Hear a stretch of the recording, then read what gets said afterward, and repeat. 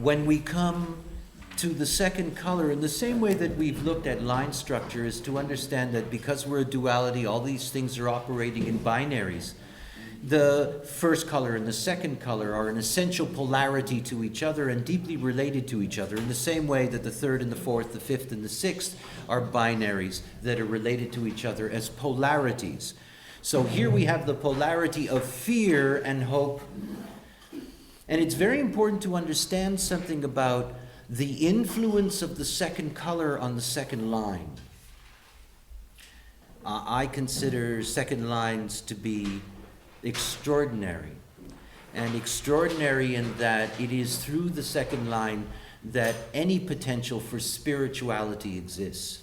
Any potential for spirituality exists. And it doesn't exist in any other line. And it doesn't exist in any other line. It doesn't even naturally exist in the second line, but it exists in the resonance to the second color. The second color has a theme of being theist, anti-theist. In other words, the second color is all about finding a larger process, that is either a larger communalism, there is our great God and our great God looks after all of us and so forth and so on, or finding its separatism and saying, no, there is no God, there is only me, and so forth and so on. In other words, that the underlying theme or motivation that's there in the second color is that motivation is always pointing us towards or away from spirituality. Always. It's clear to me that in my experience of being somebody who has received knowledge, and that my process was a process of being anti-theist. That is, I was somebody that strongly and vehemently denied the existence of forces. I was somebody that was convinced that all you've got is this trip, and when it's over, and you rot. I was very nihilistic in that sense in the way in which I approach things.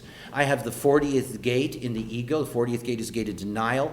It's part of the bridge in the mystical system. The 4037 is part of our, at the design level, where we search for God and spirituality.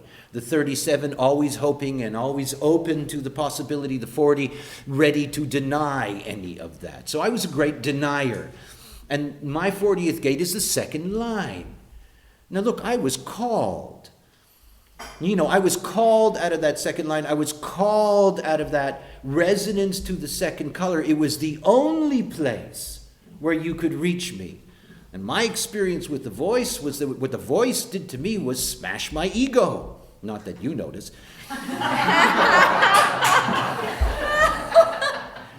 We didn't know you before. No, you didn't know me. If you knew me before, you would understand.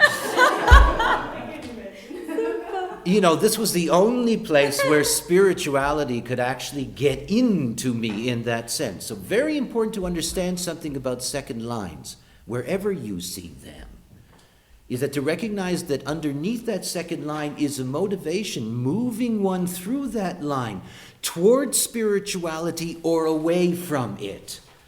And that tension is always there. Now, of course, what we get to see out of that in the metaphor of profile is we get to see the second line as the hermit.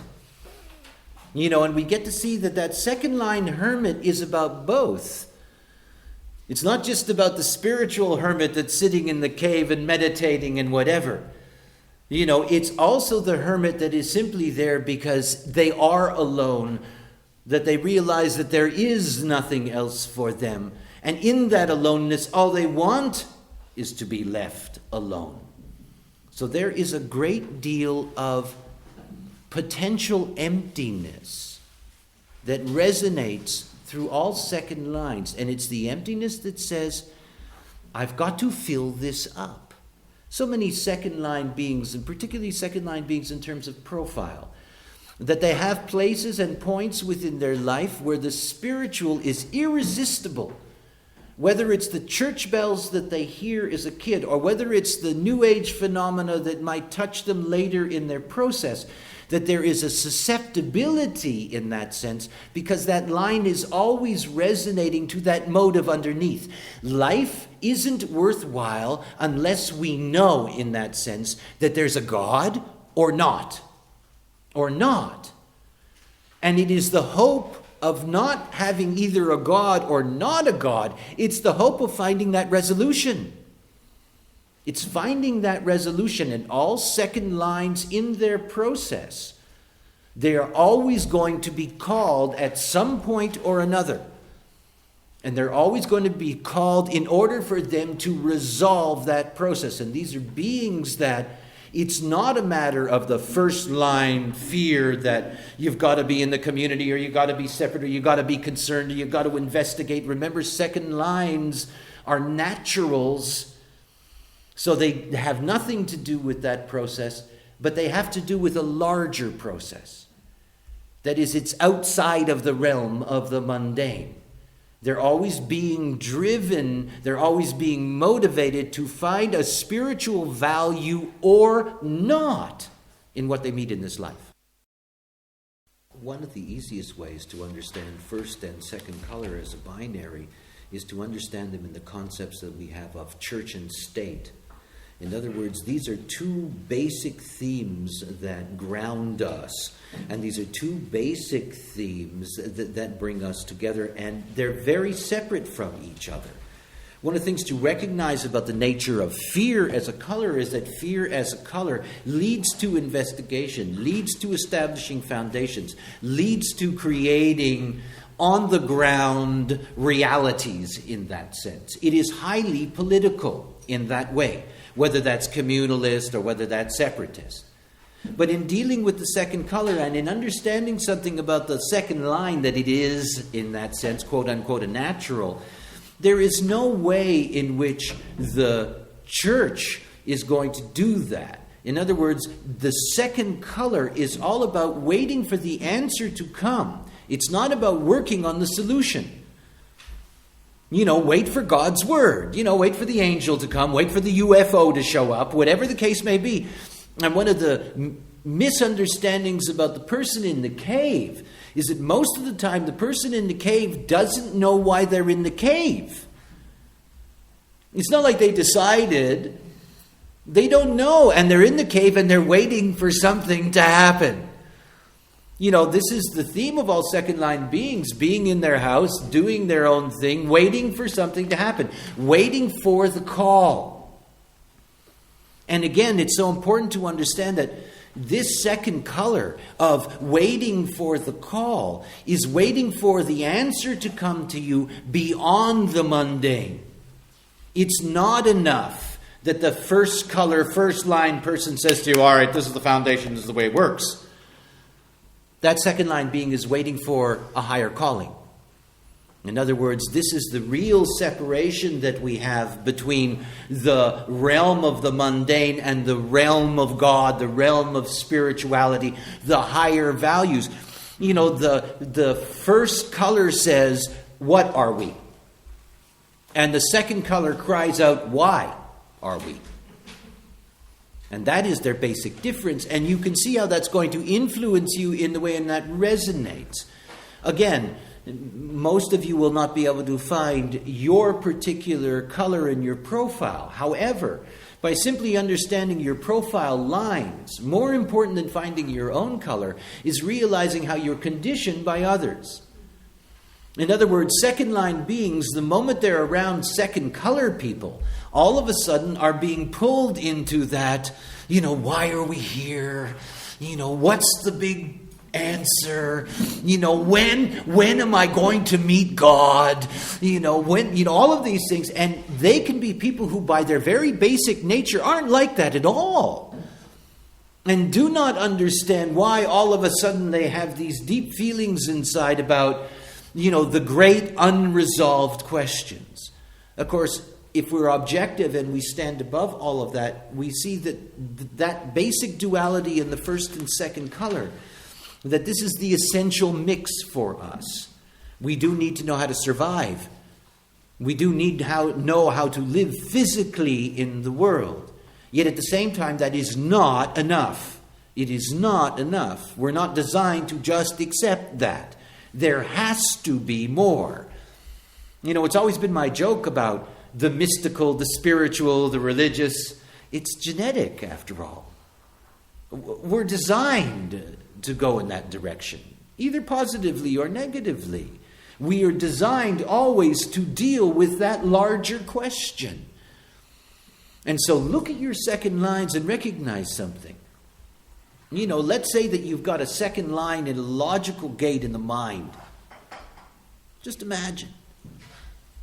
You know, the only way that you're going to accept a formula is if it's somehow this inspired greater formula. In other words, there's going to be a force underneath that says, no, it's not enough to have these simple, mundane answers. I don't like these simple, mundane formulas. You know, where's the larger answer? Where's the why? I've always had people come up to me and say, yes, but if there was something before this, what was it? You know, meaning the universe and whatever. And I'd say, you know, it doesn't matter to you. You know, live out your design, live out your strategy. You know, that's not a resolvable. But you know, this is a second color process. And the second color process is never, ever, ever, ever, ever, ever satisfied until they meet God or the devil or anything in between. They will not be satisfied. You know, facts will satisfy the first color. Give them the facts, show them the foundation, the fear will dissipate.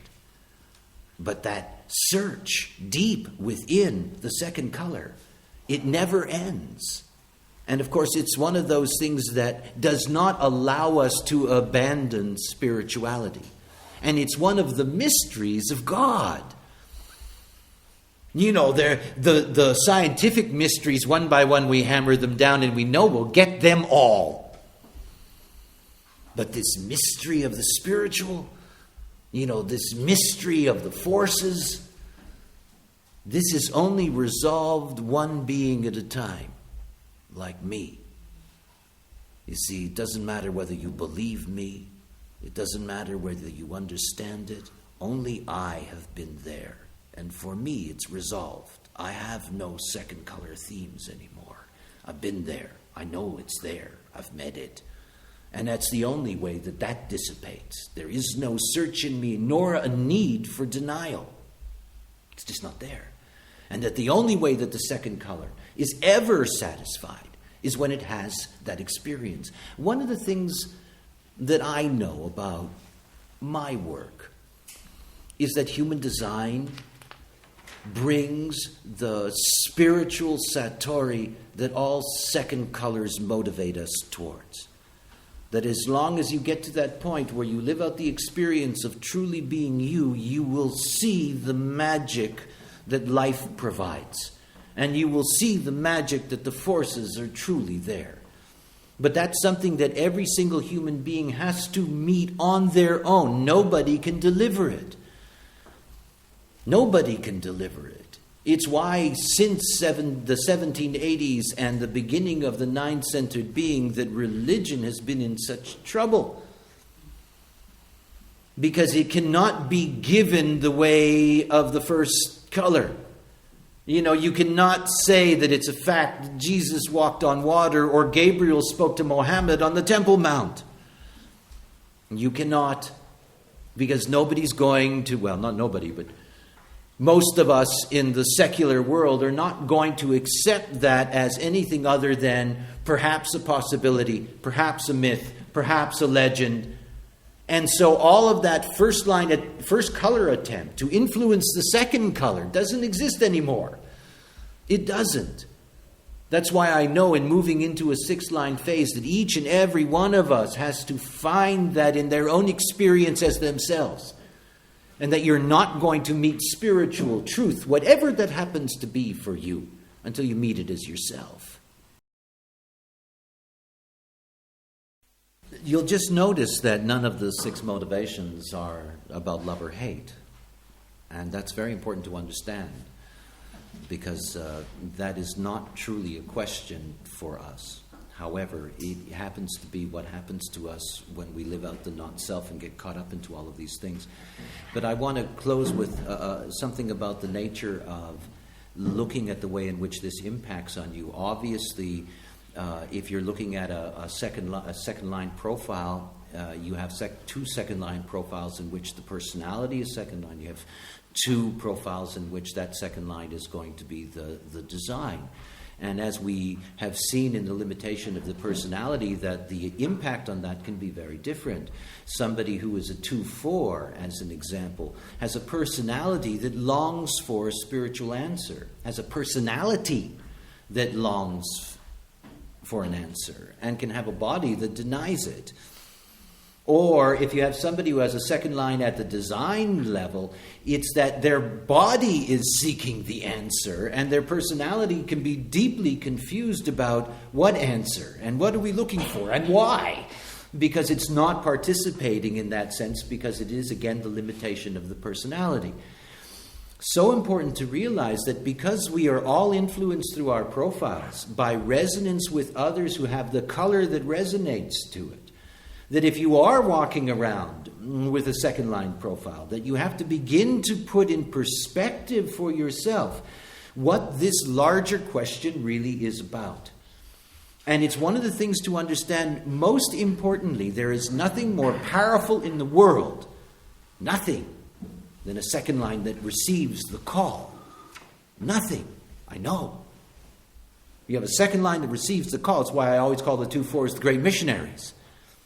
You know, that's a personality that's always saying, no, no, no, no, no, no, no, no, no, and all of a sudden God shows up. You know, some angel shows up and says, "Hi, Harry, how are you?"